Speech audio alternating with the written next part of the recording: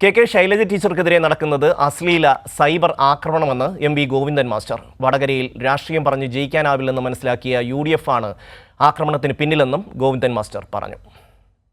ശൈലജ ടീച്ചർക്കെതിരായിട്ട് വന്ന സൈബർ ആക്രമണം അശ്ലീല ആക്രമണമാണ് യഥാർത്ഥത്തിൽ നടക്കുന്നത്.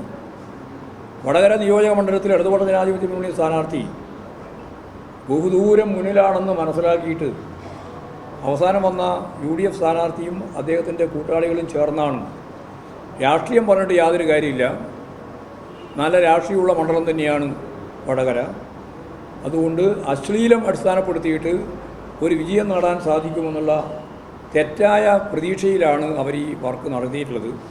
അതിനെതിരായി ഇപ്പോൾ ടീച്ചർ തന്നെ ഇലക്ഷൻ കമ്മീഷൻ ഉൾപ്പെടെയുള്ളവർക്ക് അപേക്ഷ നൽകിയിട്ടുണ്ട്. ആ പരാതി പരിഹരിക്കണം.